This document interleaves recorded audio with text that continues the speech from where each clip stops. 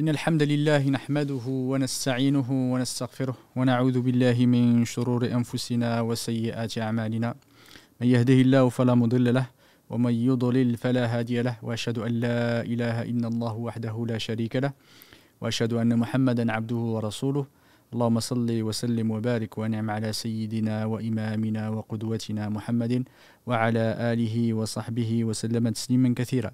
Amma ba'du, assalamu alaikum wa rahmatullahi wa barakatuh. Chères sœurs, chers frères, barakallahu fikum de votre présence durant cet épisode que nous consacrons effectivement à la suite, pour la suite de l'émission dans le sujet et la famille musulmane. On a, alhamdoulilah, on a pu mettre en avant effectivement les éléments les plus importants qui concerne la famille musulmane de façon générale, depuis le choix effectivement de l'époux, en passant par les règles du mariage, en passant par le comportement qu'on doit avoir vis-à-vis de son époux ou de son épouse. Ce comportement-là inspiré par la sunna du prophète alayhi salatu wassalam, sa sunna où il nous a appris comment nous positionner, comment on peut se comporter, quelle est notre posture, la posture qu'on devrait avoir en étant époux et épouse, celle on a dit, on a parlé, on a effectivement appuyé de façon répétée, on a appuyé sur l'importance de la bienveillance, de la fraternité, dans l'amour, dans toute relation humaine et en particulier de la relation de couple. Et cette relation de couple doit être basée effectivement sur le respect mutuel, doit également être basée sur la patience également, sur la bienveillance vis-à-vis de l'autre, même quand il est dans l'erreur, même dans la difficulté, parce que la vie est faite comme ça, on traverse des moments de bonheur, on traverse aussi des moments de tristesse ou des moments de conflit. Et on a vu, lillahi alhamd, les moyens qu'on peut mettre en œuvre afin d'éviter d'arriver à ces situations de conflit et les moyens aussi de résoudre ces problèmes-là et résoudre ces conflits. D'après la sunna du prophète alayhi salatu wassalam, on a essayé de mettre en avant quelques conseils dans ce sens-là. Et dans la continuité de la famille musulmane, on va aborder, Inch'Allah Ta'ala, aujourd'hui les aspects liés à la progéniture. Parce qu'un des objectifs premiers de toute relation effectivement amoureuse, de toute relation de couple, est la perpétuité de la progéniture, la perpétuité de l'espèce de façon générale. Parce qu'Allah subhanahu wa ta'ala a créé en nous cet instinct de vouloir effectivement de maximiser, de pouvoir perpétuer, continuer continuer par les naissances, continuer la vie et l'existence de la société, de la famille et de la société de façon générale. Suivant cet instinct qui est sain, qu'Allah subhanahu wa ta'ala a créé en nous, le mariage est le moyen unique pour arriver effectivement à ces fins-là. Allah subhanahu wa ta'ala, de façon générale, et notre religion nous enjoint de nous éloigner de tous les moyens effectivement qui sont pour arriver aux enfants hors mariage. On sait que l'honneur est quelque chose d'extrêmement important, le respect des exigences de notre religion pour limiter, en tout cas interdire les relations sexuelles hors mariage. C'est quelque chose d'extrêmement grave, fait partie des grands péchés.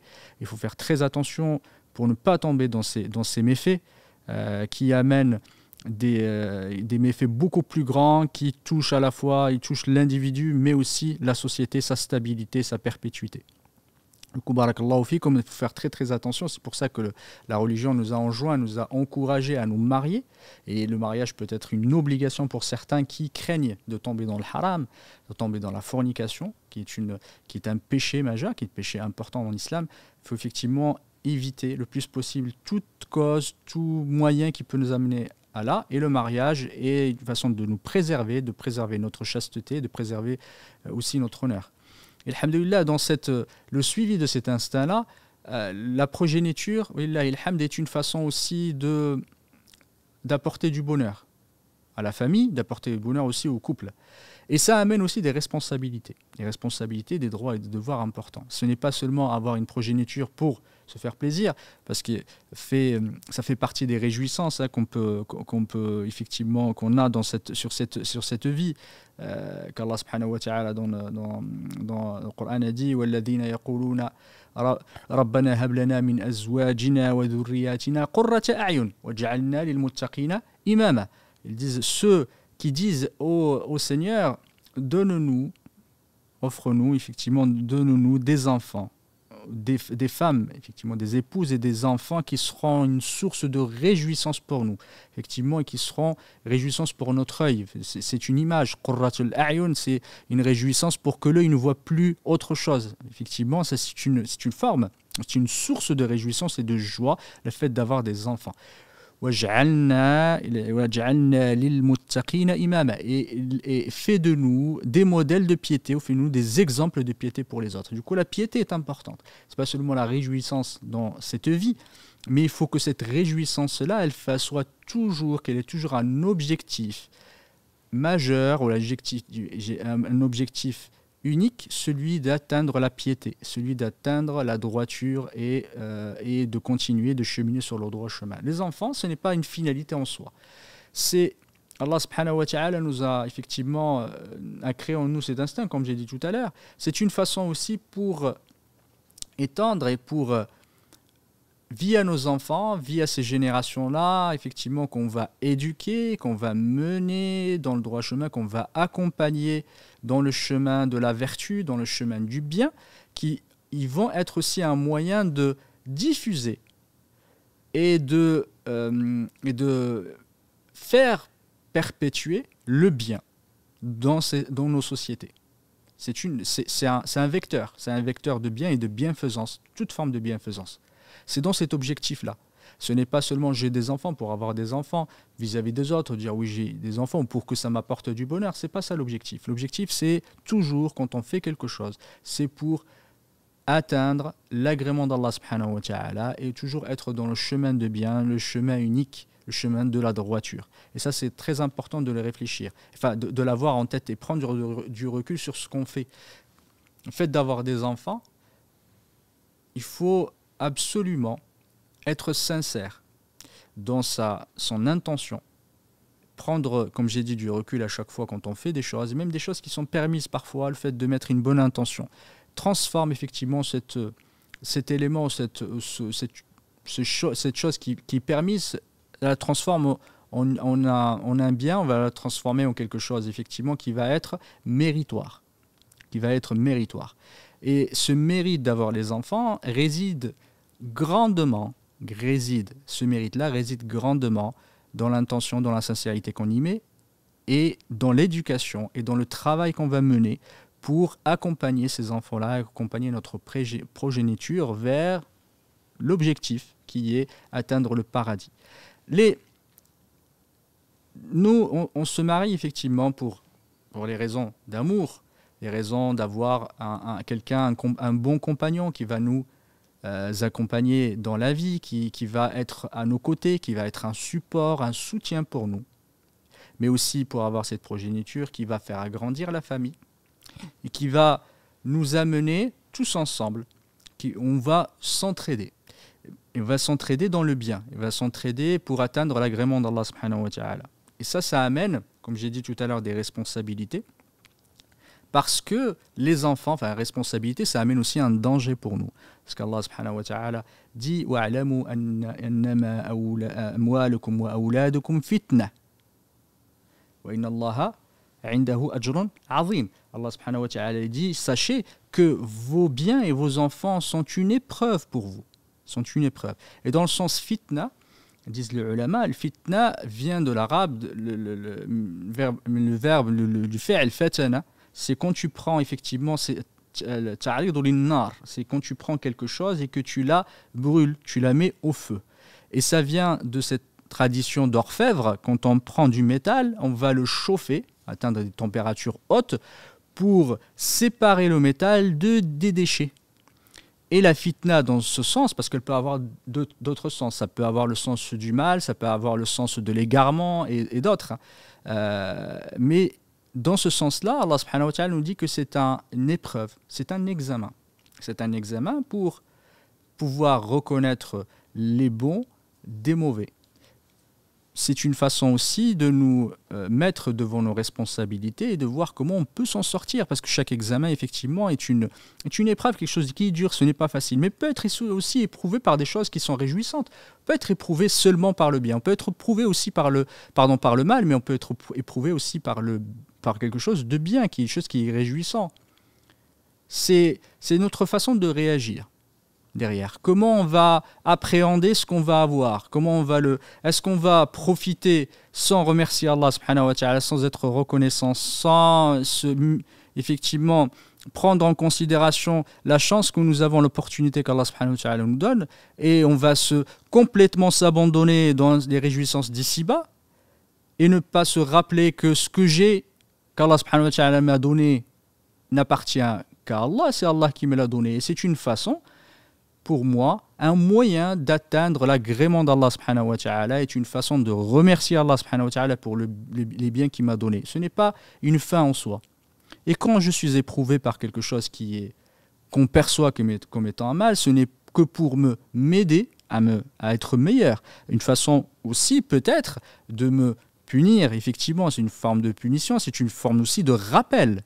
Parce que parfois on peut être égaré et quelqu'un qui va être éprouvé par la tristesse, qui va être éprouvé par des événements malheureux, c'est une façon aussi pour lui de se rappeler et se revenir vers Allah subhanahu wa ta'ala. Certains, ils ne marchent que comme ça, entre guillemets, ils ne marchent que quand ça va mal.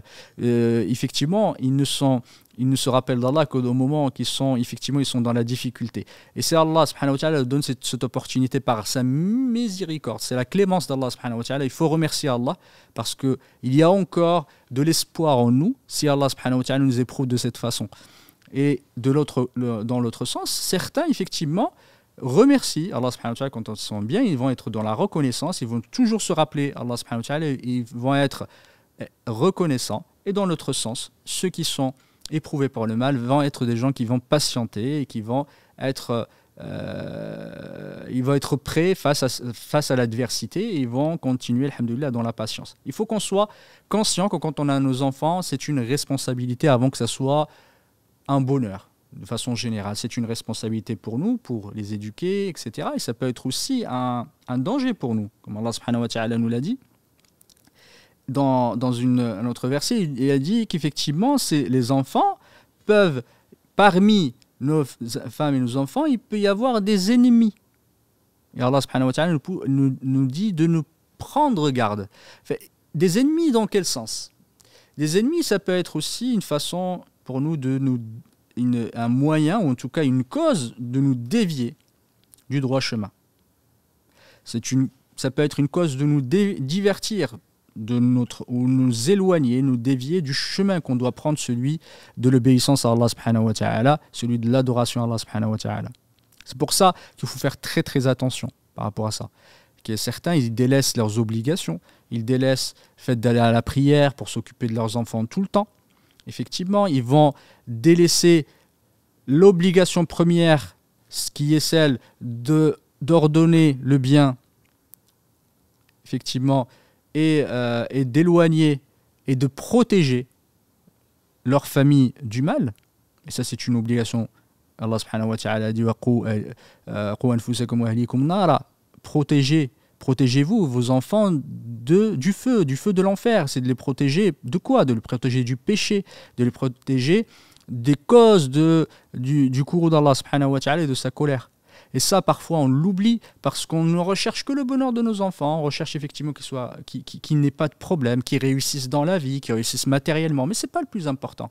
Le plus important, c'est qu'ils réussissent effectivement à être les meilleurs musulmans qui soient, et que ça soit des modèles de religion et de comportement.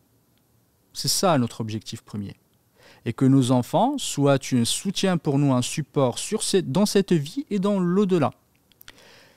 Quand on a des enfants, ces enfants, derrière, ça peut être aussi un moyen pour nos enfants, un moyen pour atteindre le paradis. On rapporte de Aïcha radiyallahu ta'ala anha qu'une femme était venue la voir. Elle avait 2 filles. Ces filles, elles avaient faim, effectivement. Et Aïcha radiyallahu ta'ala anha, dans une version, elle avait une date et dans l'autre, elle n'avait qu'une date et dans une autre version, elle en avait 3. Elle a donné à cette dame, elle avait donné effectivement les 3 dates. Dans une des versions, elle a donné une date à une de ses filles et elle a donné l'autre à sa seconde fille. Et à un moment, elles avaient encore faim. Et elle a pris sa date qu'elle devait manger, elle l'a coupée en deux moitiés. Elle en a donné une à sa fille, à une de ses filles, et elle a donné la deuxième moitié à l'autre. Effectivement, par cette miséricorde qu'a mis Allah subhanahu wa ta'ala dans le cœur de cette femme, et ça a tellement surpris Aïcha, agréablement surpris Aïcha radiyallahu ta'ala anha, qu'elle a relaté ça au prophète alayhi salatu wassalam, et lui a dit, c'est pour elle, ce fait-là, ce qu'elle a fait, c'est une préservation du feu de l'enfer pour elle. Allah subhanahu wa ta'ala l'a préservé du feu de l'enfer. Par ce fait, par le fait d'avoir effectivement pris soin de ses enfants. C'est une façon d'atteindre le paradis. Le prophète alayhi salatu wassalam, on a parlé de celui qui prend soin qui a 2 filles et qui en prend soin jusqu'à ce qu'elles grandissent et qu'elles atteignent leur puberté, effectivement l'âge de la puberté. Il sera le jour du jugement dernier, le jour de la résurrection, avec le prophète alayhi salatu wassalam comme ça, comme 2 doigts. Comme 2 doigts.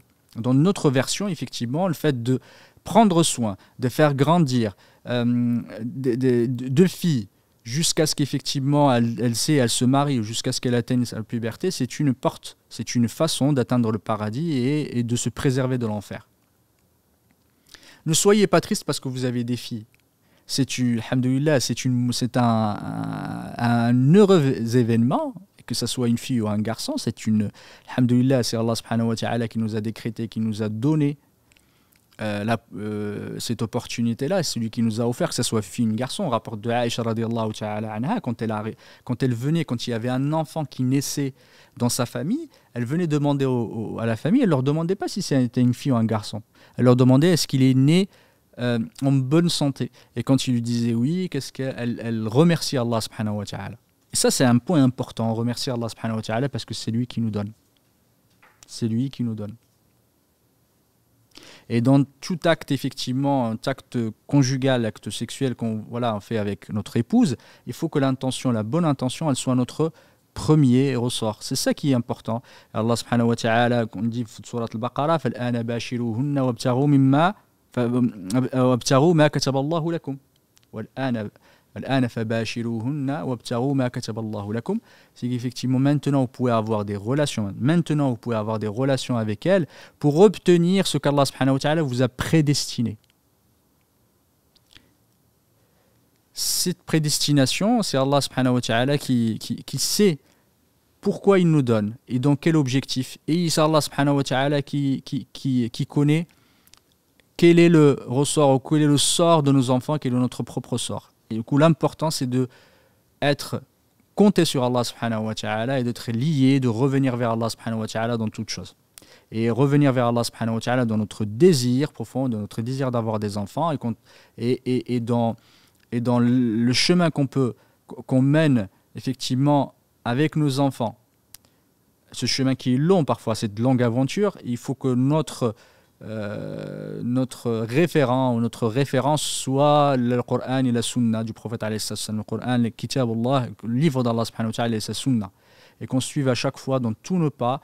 Notre modèle, c'est le prophète alayhi salam, et nos référentiels, notre référentiel, c'est celui qu'Allah subhanahu wa ta'ala nous a édicté et que son prophète alayhi salam nous a transmis. C'est ça le plus important. Et pas nos désirs, effectivement, et nos passions. C'est pas ça qui doit nous guider. Et quand on suit ce chemin-là, quand on demande à Allah subhanahu wa ta'ala. Quand on a des difficultés à concevoir, des enfants, on a du mal à les avoir, il faut demander à Allah subhanahu wa ta'ala. Il faut revenir vers Allah subhanahu wa ta'ala. Il faut prendre l'asbab. Le fait, ce n'est pas l'idée n'est pas de dire ne vous soignez pas. c'est important de demander, quand on a quelque chose, effectivement, c'est de revenir vers Allah subhanahu wa ta'ala. Zakaria, quand il a demandé à Allah subhanahu wa ta'ala, c'est Allah qui l'a demandé. C'est Allah subhanahu wa ta'ala qui l'a demandé. Il a dit c'est Allah, c'est toi qui entends, c'est toi qui entends les prières. Et c'est Allah subhanahu wa ta'ala qui peut nous offrir toute chose. C'est Allah qui décide. Ce n'est pas un tel ou un tel. On ne va pas demander à la baraka à un tel ou demander effectivement que l'autre, ou qu'on commence à aller dans des chemins qui vont nous amener vers la mécréance. Quand on a des difficultés, on revient vers Allah subhanahu wa ta'ala en repentant, et on demande à Allah subhanahu wa ta'ala, celui qui exauce. Et si on n'a pas les enfants à un moment donné, c'est qu'Allah subhanahu wa ta'ala, il n'y a que du bien derrière, parce que ce n'est pas le moment. Il ne faut pas être pressé, il ne faut pas demander à Allah subhanahu wa ta'ala être pressé, c'est de demander à Allah subhanahu wa ta'ala le bien là où il est. Et quand on désire avoir des enfants, il faut avoir une bonne intention, comme j'ai dit. Et à chaque fois, effectivement, quand on va avoir un acte conjugal, un acte sexuel, effectivement, un rapport avec son épouse, il faut demander à Allah subhanahu wa ta'ala de nous protéger, effectivement, de nous protéger du shaitan. Il y a un hadith du prophète, il y a un dua, il y a une invocation qu'on peut faire, où le prophète dit, effectivement, quand on a un rapport avec son épouse, on demande Allahumma jannibna ash-shaytan. Effectivement, qu'Allah subhanahu wa ta'ala nous protège, on les évite le shaitan. Et on évite effectivement le shaitan. Est-ce qu'on va avoir ce qu'on va avoir comme progéniture? On demande à Allah subhanahu wa ta'ala la protection contre Satan. Et si à ce moment-là, au moment de ce rapport-là, Allah subhanahu wa ta'ala a destiné un enfant qui soit né, le shaitan ne pourra jamais lui faire du mal. Du coup, soyez conscients, soyez vigilants par rapport à ça, c'est très très important. Avant de parler de l'accueil du nouveau-né à proprement parler, il faut revenir un peu en arrière. On en a déjà discuté, on a déjà abordé l'importance du choix. Le choix de qui? C'est pas le choix de l'enfant, c'est pas nous qui choisissons l'enfant, alhamdoulilah. C'est le choix de qui? C'est le choix de l'époux et de l'épouse. Parce que derrière l'époux, il va y avoir un père. Il va y avoir un compagnon, il va y avoir un époux, mais il va y avoir un père aussi. Et derrière, si, moi je parle effectivement aux familles, faites très très attention, soyez vigilants à qui vous donnez votre enfant, à qui vous confiez votre fille. Quel grand méfait que de confier sa fille à quelqu'un avec un mauvais comportement, quelqu'un sans honneur, sans jalousie, sans religion, qui va la mener vers sa perdition, qui va la mener vers le péché, et qui va la dévier du droit chemin. Ce n'est pas l'argent le plus important. C'est bien, alhamdoulilah, que le mari que vous destinez, que vous voulez, que vous souhaitez pour votre fille puisse subvenir à ses besoins. Mais ça, on a vu, c'est pas le plus important. Et c'est pas ce qui va conditionner la réussite du couple et la réussite de la famille. Et quand je parle de réussite, c'est la vraie réussite. Celle du bonheur, le bonheur de cette vie, et surtout le bonheur de l'au-delà. L'argent, c'est bien, ça aide, mais ça ne fait pas tout. Ça ne fait pas tout. Préférez effectivement quelqu'un qui soit modeste, mais qui va prendre soin de votre femme, de votre fille, qui va être un père, qui va être un exemple pour ses enfants. Au lieu d'avoir quelqu'un sans honneur, comme j'ai dit, avec un mauvais comportement, ses enfants vont hériter de son mauvais comportement. Et tu auras condamné ta fille, tu auras condamné la progéniture de tes enfants, etc., en confiant ta fille à quelqu'un qui ne vaut pas, qui ne la mérite pas. Et je parle dans l'autre sens aussi. Le mari, l'époux, faites attention quand vous vous mariez. Vous cherchez une épouse qui soit pieuse. On l'a déjà évoqué, c'est pas la peine, on ne va pas s'étayer, effectivement, on va s'étaler sur ce sujet-là. On a déjà, alhamdoulilah, on en a parlé. Mais c'est très important que préparez effectivement le terrain propice pour l'éducation de vos enfants. Quand vous vous mariez, effectivement, vous allez vous marier avec votre épouse qui va être votre compagnon. Alhamdoulilah, on va chercher quelqu'un de bienveillant. Comme a dit le prophète alayhi salatu wassalam, il y a on rapporte du prophète alayhi salatu wassalam qu'un homme était venu le voir, il lui a dit j'ai trouvé une épouse qui est de bonne famille, qui est belle, mais qui n'arrive pas à avoir des enfants, qui n'arrive pas à avoir d'enfants. Et le prophète alayhi salatu wassalam, il a dit tazawwaju al-wadud al-walud fa inni mukathirun bikum al-umama yawm al-qiyamah. Le prophète alayhi salatu wassalam, il a dit non, il dit mariez-vous avec une femme, la femme affectueuse et prolifique ou fertile. Parce que je vais être fier de vous le jour du jugement dernier devant les autres peuples. Et ça, c'est l'importance effectivement d'avoir des enfants. Je dis, c'est important d'avoir des enfants, faire grandir sa famille et ne pas avoir peur, effectivement, à cause de la pauvreté ou d'autres choses, de ne pas avoir des enfants. Allah subhanahu wa ta'ala nous a promis que notre subsistance nous arrivera. Il faut que ça soit notre premier souci, ce qui nous concerne en premier, c'est l'éducation de ces enfants. C'est comment je vais les éduquer. Ce n'est pas comment je vais les nourrir, c'est comment je vais les éduquer. Parce que l'éducation de l'âme, ou la nourriture de l'âme est plus importante que la nourriture de la bouche. Les gens peuvent, alhamdoulilah, patienter pour la nourriture. C'est avoir faim de temps en temps, ça ne pose pas de problème, alhamdoulilah. Nos ancêtres, ils ont toujours... Il y en a parfois, ils mangeaient tous les 2 jours, tous les 3 jours, ça ne les a pas empêchés de vivre. Alhamdoulilah, ce n'est pas un souci. Le matériel, ce n'est pas un problème. Là où réside le problème, c'est notre façon d'éduquer nos enfants. C'est ça où réside le problème. Qu'est-ce qu'on leur transmet comme valeur? Est-ce qu'on leur transmet l'amour du prophète alayhi salatu wassalam et l'amour d'Allah subhanahu wa ta'ala et l'amour du prophète alayhi salatu wassalam? Ou l'amour de cette terre, l'amour des biens de la terre, enfin, les biens matériels et de la réussite matérielle? Il faut avoir des priorités dans la vie. Si on n'a pas de priorité, c'est dommage pour nous. C'est le moins que je puisse dire. Si on n'a pas de priorité, il faut prioriser les choses. Il faut que les enfants aussi, nos enfants, aient des priorités. La priorité, la réussite professionnelle est importante. La réussite sur cette vie est importante. Je ne suis pas là pour nier et d'être dans l'ascétisme extrême. Mais là, notre religion est une religion d'équilibre. Mais dans l'ordre de priorité, c'est l'amour d'Allah subhanahu wa ta'ala et de son prophète. Notre religion est quelque chose d'extrêmement important. Et c'est ça qui va nous mener aussi à notre réussite professionnelle. Parce que les deux ne sont pas antinomiques. Notre religion nous pousse à travailler. C'est une religion qui nous enjoint de travailler, de faire des efforts, de ne pas être dans l'assistanat, de ne pas être des personnes effectivement qui comptent toujours sur les autres, des gens qui ne travaillent pas, qui trichent, etc. Ça, c'est des éléments que notre religion, c'est des comportements que notre religion réprouve totalement. Et en respectant, en aimant Allah subhanahu wa ta'ala, en aimant son prophète alayhi salatu wassalam, c'est une façon de réussir. Et c'est ceux-là qui se réussissent le plus parce que c'est ceux-là qui font les efforts. Le prophète alayhi salatu wassalam a dit, quand je disais l'objectif d'avoir cette progéniture-là, c'est un moyen d'atteindre le paradis. Et le prophète alayhi salatu wassalam, il a dit trois iront au paradis, seront les premiers à atteindre le paradis. Et parmi ces 3-là, c'est celui qui est, il a dit, al-afif al-muta'affif dhu iyal. Al-afif al-muta'affif dhu iyal. C'est celui qui est, dans une traduction chaste, mais celui qui ne cherche pas l'assistance des autres.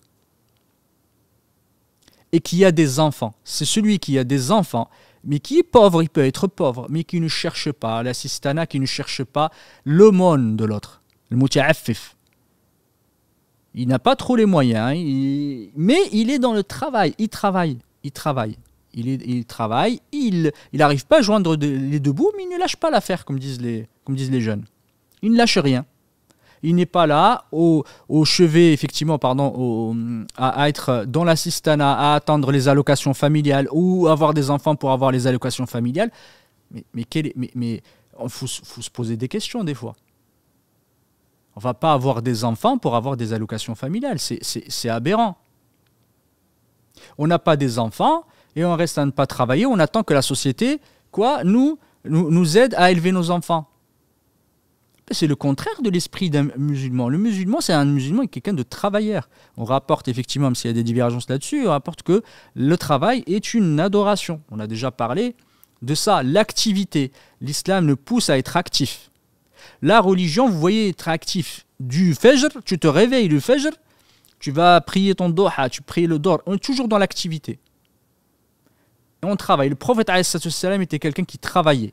Je disais la semaine dernière, il travaillait chez lui. Il était là à s'occuper des musulmans, de s'occuper des affaires des musulmans, concernés par les affaires des musulmans. Il s'occupait de sa famille. Il s'occupait effectivement de ses frères et de ses sœurs, tous ceux qui étaient sous sa responsabilité. C'était le meilleur, c'était l'exemple parfait du responsable.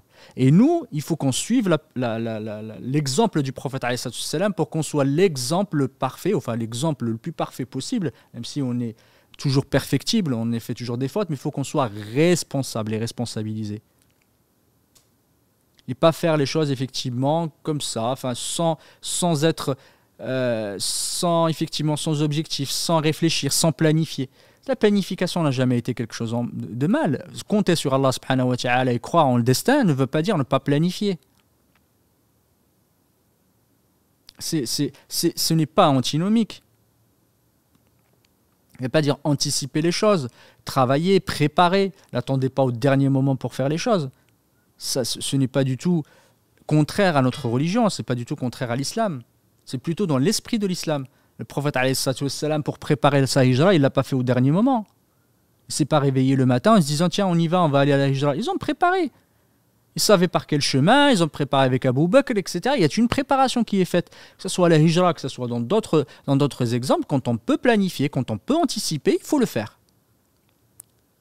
N'attendez pas, mettez, alhamdoulilah, si vous pouvez mettre de l'argent, mettez de l'argent de côté. Le prophète le faisait quand la semaine dernière, je ne sais pas si j'en en ai parlé, quand il donnait à ses épouses leur subsistance, les provisions, il leur donnait des provisions parfois pour 1 an.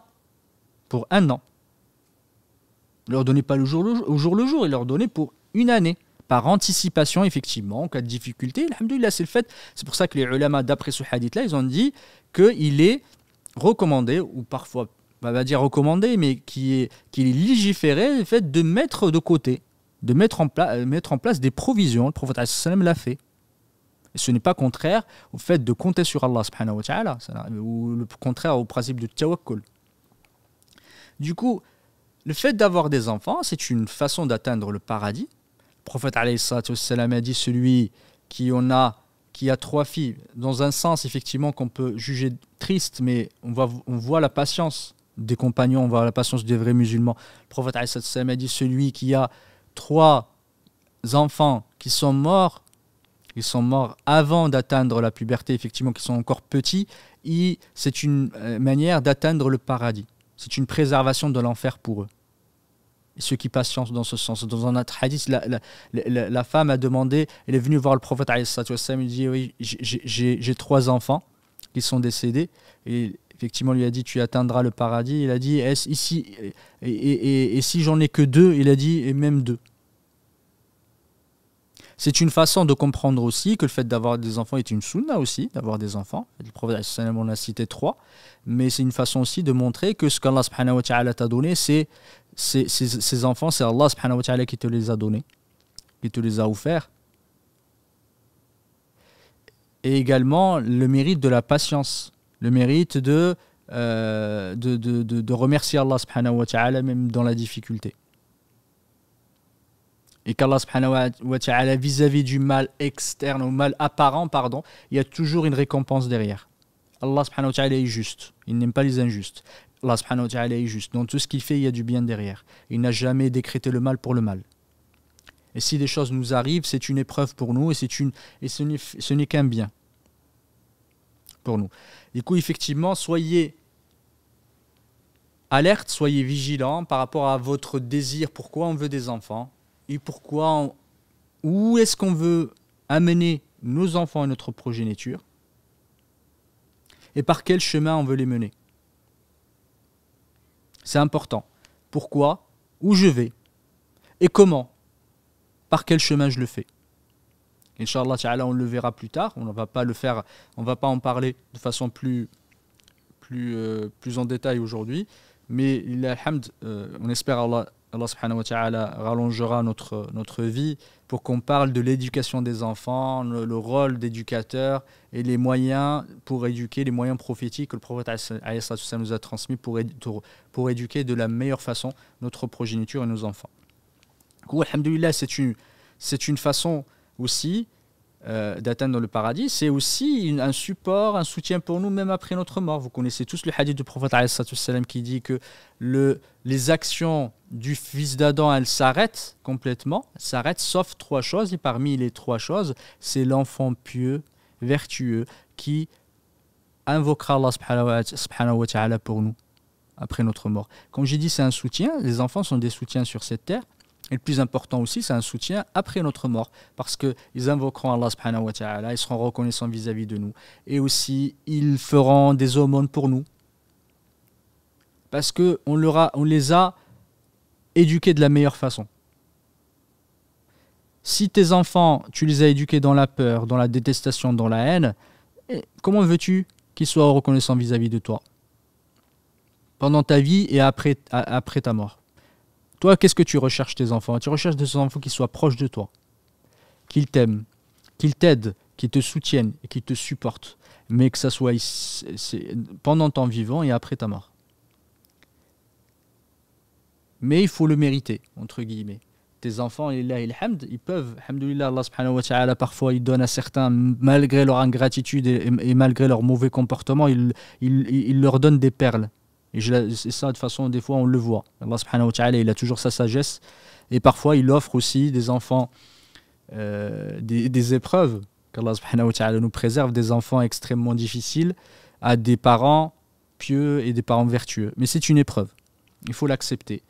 Il faut faire avec, il faut essayer, demander, faire l'asbab, demander à Allah subhanahu wa ta'ala de nous aider, d'être aidés et qu'Allah subhanahu wa ta'ala les guide nos enfants. Et si ça continue, là, alhamd, remercier Allah subhanahu wa ta'ala, toujours être reconnaissant et patienter parce qu'on ne sait jamais pourquoi, donc pour quelle raison, parce que parfois il y a des enfants qui changent. Allah subhanahu wa ta'ala, c'est lui qui retourne les cœurs comme il veut.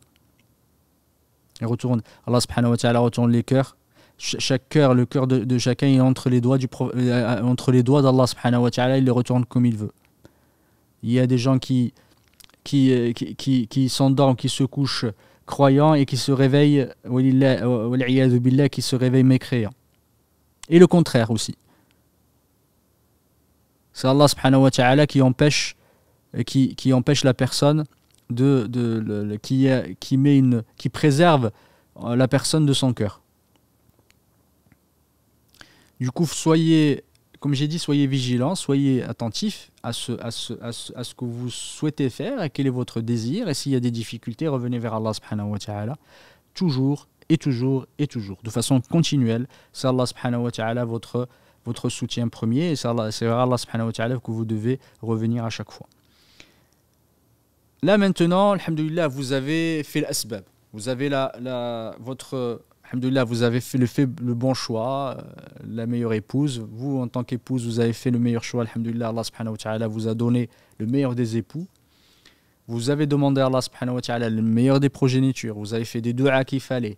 Vous êtes dans la difficulté, vous revenez vers Allah subhanahu wa ta'ala pour avoir des enfants. Et sachez je ne l'ai pas cité tout à l'heure, pour ceux qui ont des difficultés à avoir des enfants, le prophète alayhi salatu wassalam nous a donné 2 moyens. 2 moyens importants. Le premier, c'est l'istighfar. C'est de demander pardon à Allah subhanahu wa ta'ala. C'est se repentir vers Allah subhanahu wa ta'ala, demander kathratul istighfar. C'est tout le temps demander pardon à Allah subhanahu wa ta'ala. Le deuxième moyen, c'est la sadaqa, c'est l'aumône.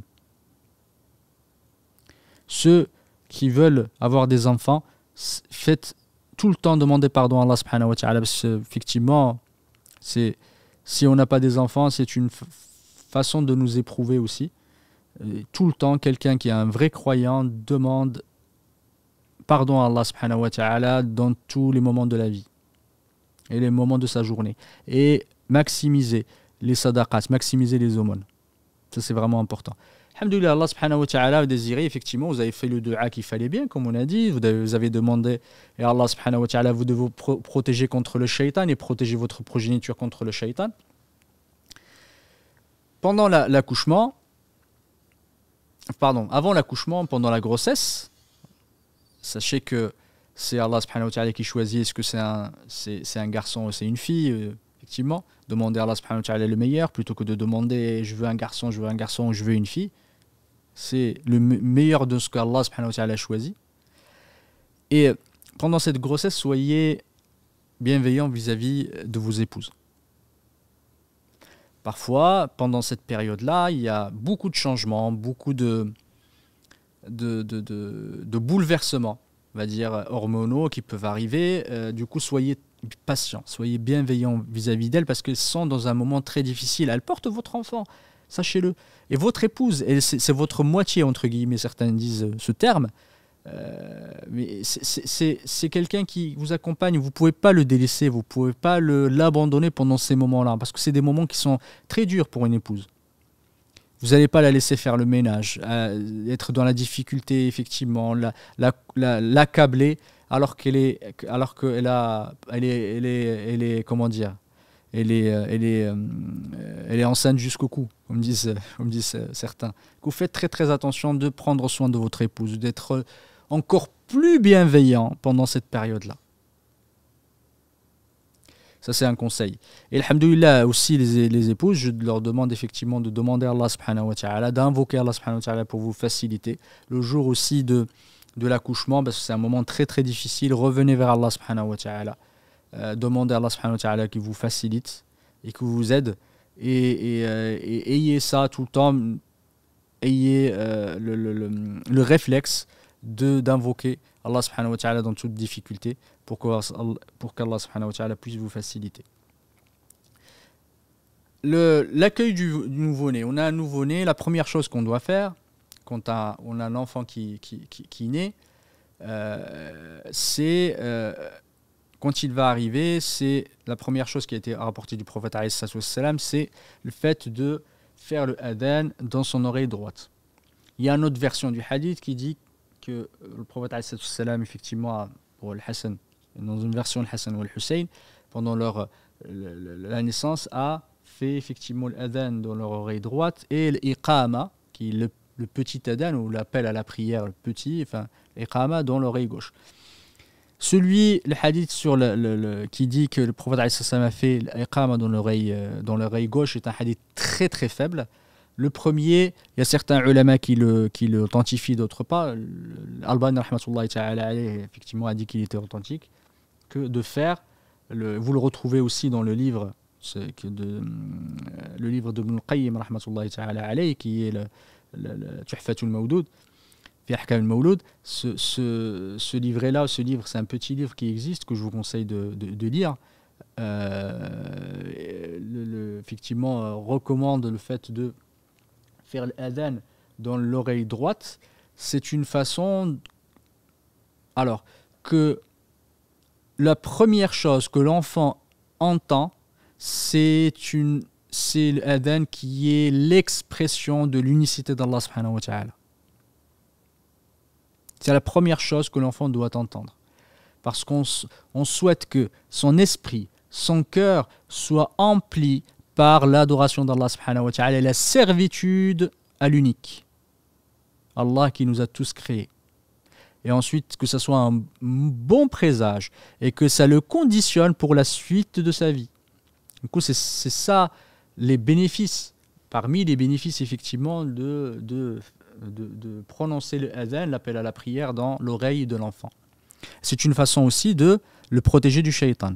Et le rapport du prophète alayhi salam que l'enfant, quand il naît et qu'il crie, parce que quand il naît, il pousse un cri, et que la cause effectivement première, ou une des causes de ce cri-là de l'enfant, c'est que le shaitan, il le touche. Dans un hadith, et dans notre hadith, c'est qu'il l'appuie sur sa côte, sur son côté, jusqu'à ce qu'il pleure. Et ça, c'est une façon, effectivement, le shaitan, Allah subhanahu wa ta'ala nous a éprouvé par le shaitan, qui va, dans les premiers moments de notre vie, va nous faire du mal, parce que c'est ça son objectif. Les ruses du shaitan, ou les effets néfastes du shaitan commencent dès la naissance. Il va nous poursuivre tout au long de notre vie, et il est important de demander à Allah subhanahu wa ta'ala de nous protéger des ruses du shaitan et de nous préserver de ses malices. Qu'Allah subhanahu wa ta'ala nous préserve tous des méfaits du shaitan. Première chose importante, c'est cela. Deuxième élément qui est important le jour de la naissance, c'est le fait de certains ulama, le prophète alayhi salam, ça c'est un hadith qui est authentique, ça a été rapporté par Bukhari Muslim, ça a été rapporté aussi par d'autres rapporteurs de hadith, que le prophète alayhi salam, on lui a amené les enfants pour qu'il fasse ce qu'on appelle tahnik. Il prenait en fait une date, la plupart des fois, enfin dans tous les hadiths c'est parler de date. Il l'a mâché alayhi salam dans sa bouche et il prenait un petit peu en fait de cette date-là mâchouillée pour la mettre dans la bouche de l'enfant. Alors, est-ce que c'est une sunna de le faire ou pas? C'est une sunna. Certains ulama, ils ont divergé là-dessus. Certains ulama disent qu'effectivement, c'est quelque chose qui est particulier au prophète alayhi salam et que cette tradition ne doit plus être perpétuée après la mort du prophète alayhi salam. D'autres ulama disent qu'effectivement, c'est une sunna. Il faut continuer à la faire parce que c'est suivre la sunna du prophète alayhi salam, mais ce n'est pas une façon de ce n'est pas une particularité du prophète alayhi salam. Alors les avis sont très très forts les uns les autres. Alhamdoulilah, si vous le faites, c'est très bien. Si vous ne le faites pas, effectivement, parce que vous suivez plutôt l'autre avis, qui est plutôt un avis que je trouve intéressant, parce que ils disent que dans toutes les versions qui ont été rapportées, c'est le prophète alayhi salam qui le faisait. Les gens lui ont amené ses enfants, les enfants, pour qu'il le fasse.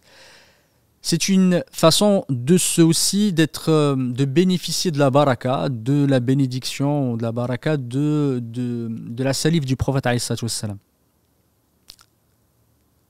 Et c'est pour ça qu'effectivement on lui a amené ses enfants, parce qu'on cherchait la baraka derrière le fait de ce fait-là, et que une des choses effectivement qui vont être dans la bouche et qui vont être savourées par l'enfant, c'est la date, mais également la salive du prophète alayhi salam, où Allah subhanahu wa ta'ala a mis de la bénédiction, il a mis de la bénédiction dans le corps du prophète alayhi salam, qui est son corps est pur et que son corps est béni.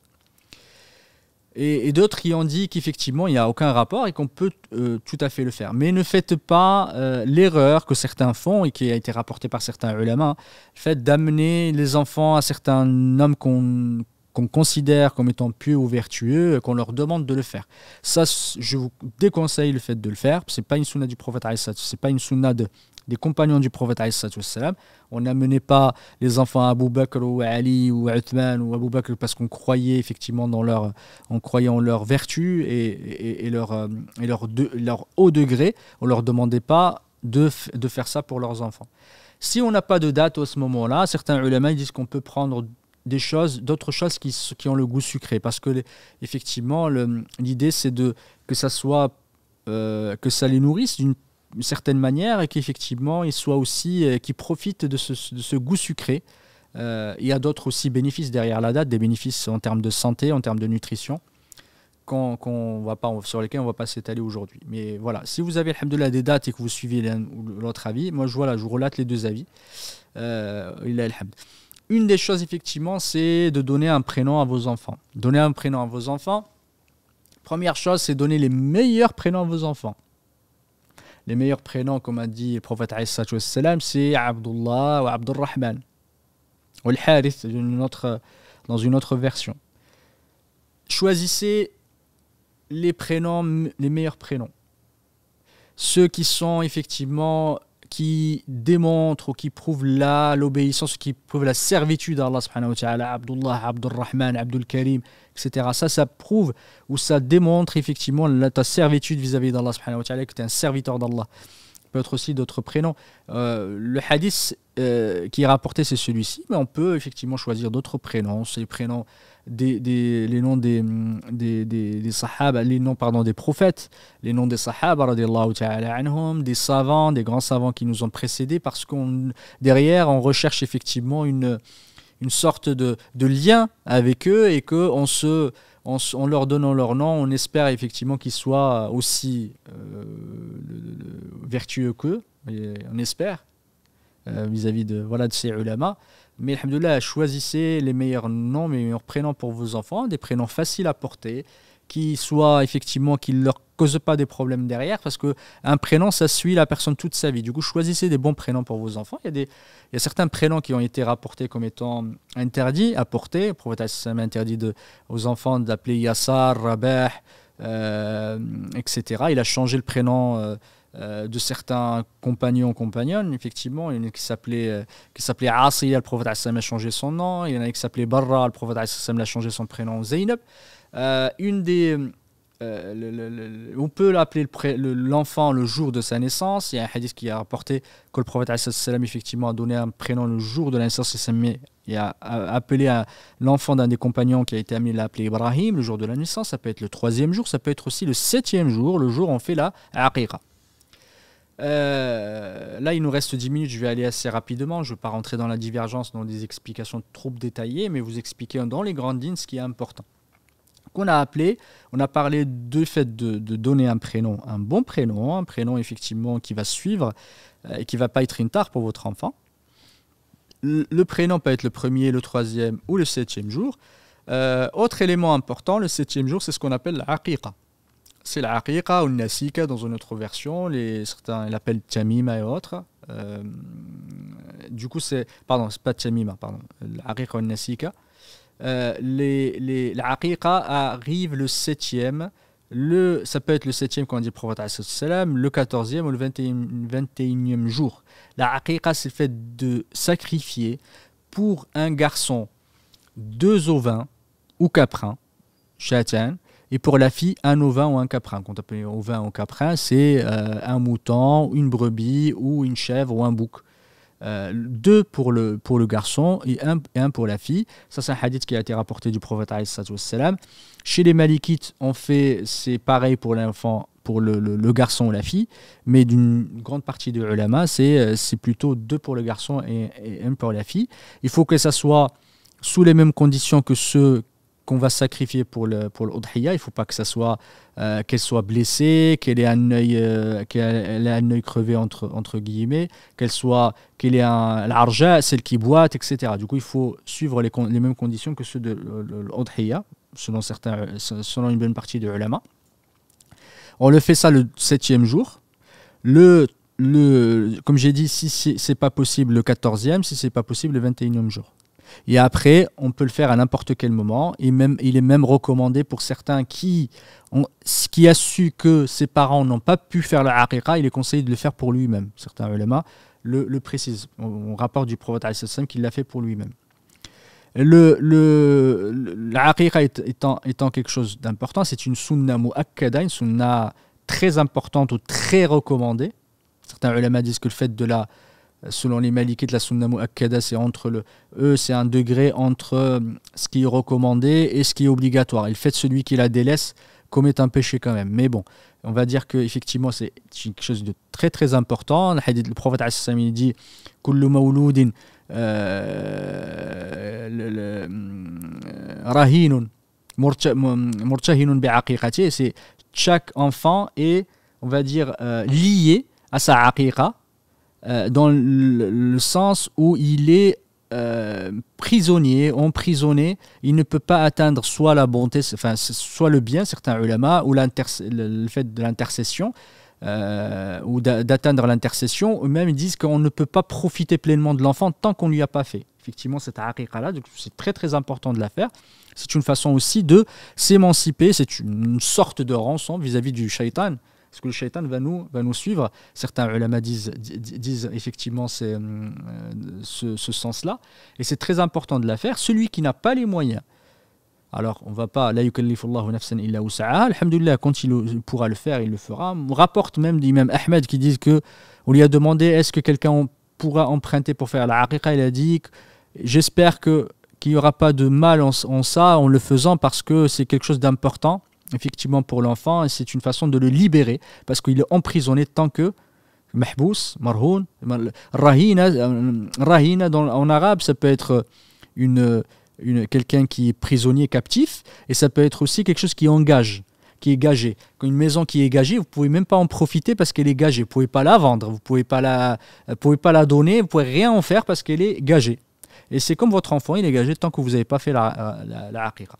Ce qui est important aussi, le 7e jour, on peut donner prénom, 7e. On a dit qu'on peut le donner aussi le premier jour. Aussi, le prophète alayhi salatu wassalam dit que c'est une sunna de raser la tête de l'enfant.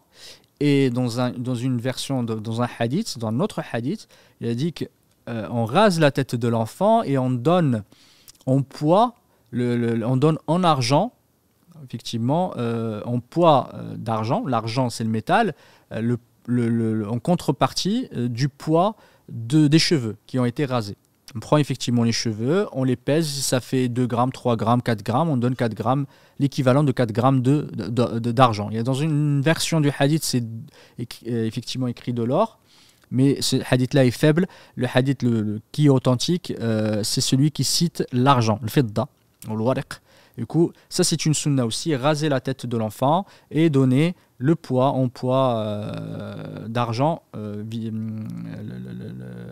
poids équivalent effectivement en argent du poids des cheveux qui ont été rasés. Et on me rapporte aussi qu'effectivement le prophète alayhi salam avait changé les habitudes qu'il y avait, parce qu'avant l'avènement de l'islam, à l'époque de la jahiliya, ce qu'il faisait, c'est que quand il faisait la aqiqa pour les enfants, il prenait du sang de la aqiqa et qu'il le mettait sur la tête des enfants, et le prophète du nouveau-né, le prophète a interdit cette pratique-là. Et à l'époque du prophète, on mettait du za'faran, du safran, parfois sur la tête des enfants. Mais alhamdoulilah, c'est pas une obligation. Ce qui est une sunna très recommandée, c'est le fait de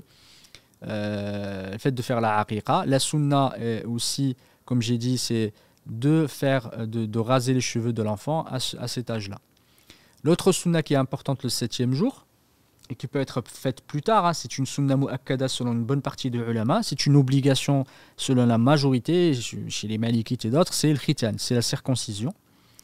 Effectivement, la majorité des ulama, c'est une obligation. C'est quelque chose qui fait partie de ce qu'on appelle s'appelle le fitra, ou les bonnes manières ou les bonnes pratiques qui font partie de la nature. C'est une façon hygiénique, c'est une façon de protéger vos enfants des maladies qui peuvent se déclarer plus tard, des maladies génitales entre guillemets. Et c'est une façon aussi de suivre la sunna du prophète alayhi salam, et de suivre la sunna de notre père Ibrahim alayhi salam. C'est très très important de le faire. Le 7e jour, on peut le faire plus tard, ce n'est pas important, c'est pas obligatoire de faire le 7e jour, mais on a été rapporté du hadith du prophète alayhi salam que ça a été fait le 7e jour. Mais on peut le faire plus tard, mais c'est une sunna très recommandée, voire obligatoire chez la grande majorité des ulama. La aqiqa, effectivement, quand on fait la aqiqa, on peut soit donner la bête qu'on vient de sacrifier, la découper et la donner pour les pauvres, les nécessiteux, aux membres de la famille, aux voisins, etc. Mais on peut aussi la préparer, la cuisiner et inviter des personnes, des gens, effectivement, autour d'un repas. Et ce n'est pas la aqiqa n'étant pas la fête en elle-même, mais la aqiqa étant le fait de sacrifier. C'est ça qu'on appelle la aqiqa. Après, alhamdoulilah, on peut faire une fête, on n'est pas obligé de le faire le 7e, on peut le faire plus tard. Si on a envie de le faire, c'est pas une sunna. Le fait de rassembler des personnes pour faire sbou', comme on l'appelle dans certains pays, ce n'est pas une obligation ni une sunna du prophète. Ce qui est une sunna, c'est le fait de faire la aqiqa. Point barre. Du coup, voilà les éléments qui sont importants vis-à-vis en fait de l'accueil du nouveau-né. Inch'Allah ta'ala, il reste 1 minute. Je n'ai pas effectivement cité tous les éléments, mais alhamdoulilah, je vous ai donné les éléments les plus importants qui doivent être suivis à la fois quand on veut avoir des enfants, même avant et pendant effectivement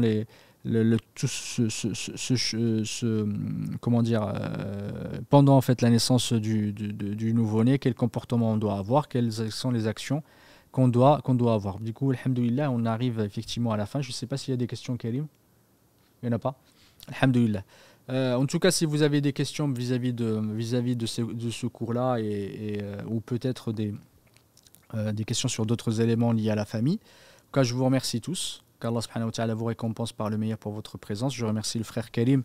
Qu'Allah subhanahu wa ta'ala le bénisse et bénisse son temps. Et on demande à Allah subhanahu wa ta'ala protection pour notre imam Mahmoud barakallahu fi, qui est absent en ce moment. Et au frère Mohammed, on lui demande Allah subhanahu wa ta'ala le guérisse et le facilite, parce qu'il est absent aujourd'hui pour des raisons de santé. سبحانك اللهم وبحمدك أشهد أن لا إله إلا أنت أستغفرك وأتوب إليك سبحان ربك رب العزة عما يصفون وسلام على المرسلين والحمد لله رب العالمين